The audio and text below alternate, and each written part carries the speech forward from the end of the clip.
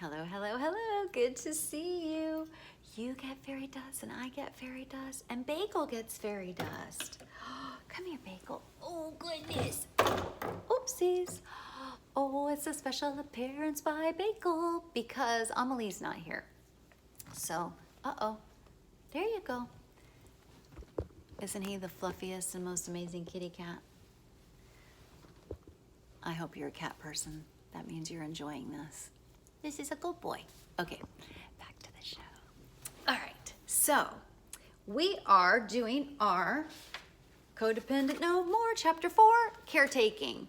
And we're going down the list on a scale of 1 to 10. Where are we on that continuum with each item? And what's so fucking cool is that if whatever you're working on, if you're working on your habits, if you're working on your addiction, if you're working on your codependency, if you're working on, Bagel, you're gonna, whatever you're working on, let's say you marked anticipate other people's needs as a 10, a year from now, without ever thinking about that particular one, it may be an 8 or a 6. Just by you doing your advanced personal growth work in other areas of your life. For some of us, anticipating other people's needs is just, that's like saying, will you be breathing? Yes, we'll be breathing. So some of us are highly intuitive and empathic and we do anticipate other needs. The healing in codependency is we don't act on that unless it's a reciprocal relationship that we deem healthy. All right. So last we left off with, we are on feel safe when giving. So we're almost to the bottom, maybe the last 6 on the page. Feel safest when giving, that was a 10 for me. Only felt safe with giving. And it's almost like feeling safe. It's almost like that's how you live is you give. That's how you live. And so I didn't know another way to be. And so it made me feel safe, made me feel alive, made me feel like I was doing what I was supposed to be doing if I was giving. Now I know that's codependency. And so I don't have to act on that anymore. I do enjoy giving. I do very much enjoy giving, and a lot of times I feel great, but I have set up my life in such a way, I keep my eye on this because it's really important because I value my relationships and I want to have healthy relationships, and it's not going to be healthy if I'm just giving. That means it's not really even a good connection, and so I want good connections. I don't want bad connections or unhealthy connections or dysfunctional connections. I want them healthy. So therefore I sacrifice not giving in service of having connections. But I truly did not know another way. And I was very uncomfortable for many, many years when I stopped acting from just the giving thing. I'm always a work in progress. I'm probably still unconscious to some of the giving that I do, but I practice, I practice, and I think one of the things that I'm here to do is to be an example. Like I want to show that individuating is possible. I want to show that getting conscious is possible. I want to show that getting healed from your addiction is possible. I want to show that living free of codependency is possible. And so I guess an example of the not giving all the time would be me setting up my Patreon. And so by setting up a Patreon where people are supporting me, they're giving back to me, they're finding value in what I'm doing, and so they're giving back to me, and then I can get, so that even if you don't join Patreon, which it totally may not be for you, and that's totally fine if you wanted to support me in the show, that's so silly, oh my God. Did I say show? My YouTube channel. If you wanted to do that, great, like that's awesome. But I also want you to be watching your codependency. Maybe that's just giving and you don't feel like it's a reciprocal relationship. So I don't want you to. But that would be an example of like, okay, Elizabeth, you say you don't give all the time. You have all this free content on YouTube and you have all this free content on Instagram. Like, how is that not just you giving? And I'm showing you that, well, I have created a space in which I can also receive. And so then the relationship becomes reciprocal. There we go. So I always want you to see, I want you to, don't believe anything I fucking say. I want you to test it. I want you to watch. I want you to make sure that I'm the real deal and not just some bitch just mouthing, because that's, you don't want that. You don't want a person like that in your life. You don't want to waste any of your time on her. And so, but trust and verify is the, or not trust and verify, but verify. Make sure that like, okay, is she acting in the way that she's saying? So, and obviously, if you have any questions about any of this stuff and how it impacts, and maybe you're seeing a dissonance in something that I have said or done versus me talking about this, and I would love to talk about it, because then maybe you're seeing something I'm not, or I can explain why, or that what's the purpose of that I'm conscious of it, and here's how I enact it in my life. So feel free always. Check, double check. Which is what I say every time I leave a hotel room for the last time. Check, double check. So feel insecure and guilty when someone gives to them. I felt so uncomfortable. Like, no, I'm good. Like, oh, you don't need to. Bagel's gonna snag my skirt. Hold on a second. Bagel, you're closed. Little, not a doggy, a little kitty. There we go. Let me put my pillow here. And you can rest on my pillow. There you go. Okay. See, I'm taking care of myself. Very uncomfortable giving until my friend from treatment, in his wonderful way, when he was giving to me, he was well off and I didn't have shit. And I had these 2 kids, single mother, et cetera, et cetera. And he was very generous to me and my kids, treated us to like the zoo and shit. And just was very, and I'm so, you don't have to do that. I'm like, no. Like so uncomfortable receiving.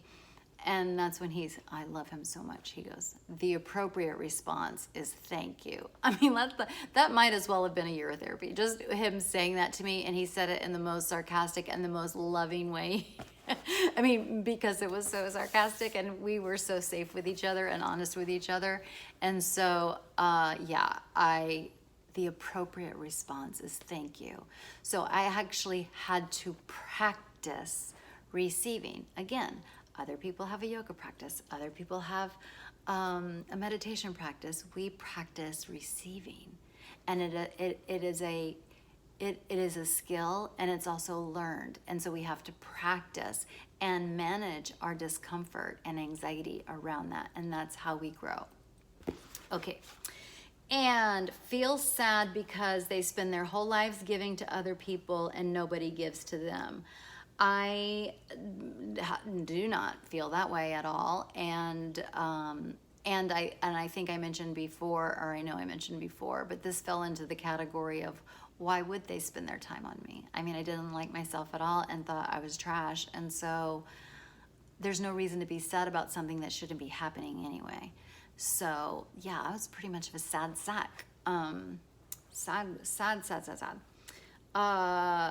Now, let me go back to the receiving. Now, not only I don't have to say to myself the appropriate response is thank you, but I have been really working on relishing things that people give to me, relishing them. And it's a very beautiful thing, and we miss it if we stay codependent. And so for a while, you'll have to practice, and it'll be fucking uncomfortable. We actually, codependents need to support each other. That's why I do recommend meetings.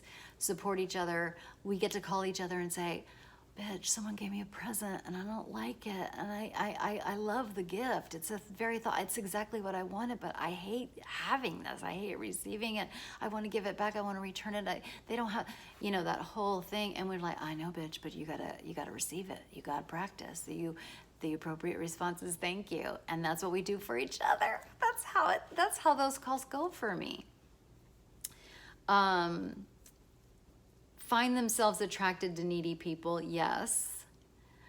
And then find needy people attracted to them. Okay, so me and my sister, we have always, and this is rude and mean and not kind,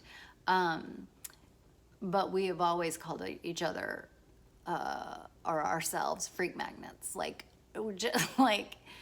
somehow in the grocery store, someone's going to tell us, their lifelong woes, and it's just constant. Like, how does it happen? And then what I learned is I make it continue to happen because of my codependency. I didn't realize before how I have my magnet out for those people, and how just by saying, if they said, oh, let me tell you about my terrible life, just in the grocery store, just in CVS, just, getting our car washed, like, so, that person is going to find me, or had always found me. And I guarantee you that it wouldn't have been what it was if I wasn't acting like a fawn, just fawning over, like, oh yes, of course, yes, this is totally, these weren't the words, but this was the attitude and the dynamic. Oh yes, this of course is appropriate for you to be saying this to me. Never met you before, but yeah. And just by fawning and being nice and just being, dysfunctional and caretaking and and it wasn't helpful to them. It's not helpful to them. And then, I'm giving off this feeling like we're going to be the best of friends for the rest of our lives. Again, that's not my intent, but by fawning, that's the message. And then people get hurt when it's just like, well, why didn't that person? Like, it's just not great. And so it's like I can feel the weight of how heavy all that weighed on me. I'm still the same person. I've talked to you before about we have to find ourselves where we are and where our codependency is. Now, I'm an INFJ. Like, if you look INFJ up, it says counselor. Like, that's what it says. That's my job. And so because it was a dysfunction in my life, my empathy, the codependency, the empathy, the intuition, the deep connections I was capable of, just because it's just the way Elizabeth was, it's just the makeup, this is just what a bitch does, is that's what they were being attracted to, and I'm still that, but it's not just freely floating out of me at all times. Like, basically it's just a sign, like, how can I help you? I might as be one of those, used car salesman people, like those things saying, like, talk to me. I was saying I was a freak magnet, when in fact I was like calling them toward me, like, please, let me save you. Anybody need to be saved today? Like, no, that's not a great way to live. And it's disrespectful to other people, actually. So I'm guessing you relate. Feel bored, empty, worthless if they don't have a crisis in their life, a problem to solve, or someone to help. I didn't, definitely, but I didn't word it like this. In my mind, it was just I was thinking it was my duty to do those things. Like, of course, I need to be worried about my kid's problem. I need to be worried about my friend's problem. I need to, like, how am I going to help her? Let me call on her today and check on her, and, like, let me, Now, becoming an advanced bitch and doing so much of your personal growth work and healing from codependency, like, your relationships actually get better. And you have good relationships when you're not trying to fucking save people and solve their problems. And then if you let other people solve their own problems, then they become healthier, and then your relationships keeps getting healthier. Like, it's the best. So, and I have found, and I'm an introvert, and I enjoy my time. It's so nice to have it free. My mind's not chaotic and preoccupied. I'm clear. I'm sober. That to me is what I guess the sobriety from codependency is just, I get to have my solitude, and it's actually beautiful and clean and clear and self-giving and self-caring. I get to actually live, and that's incredible. Abandon their routine to respond or do something for somebody else. I will drop my life in a second. Like, that was me. Again, because if I'm trash, what am I doing? Like, other people have more important things that need to be handled and thought of and rescued and done, and I need to show up for that and volunteer for that and blah, blah, blah. So I don't have that anymore. And now I value my time and I value what I'm doing. I will drop my shit for emergencies that are emergencies, but I am very clear about what's what now. And I'm going to have my family's back. I'm going to have my friends back.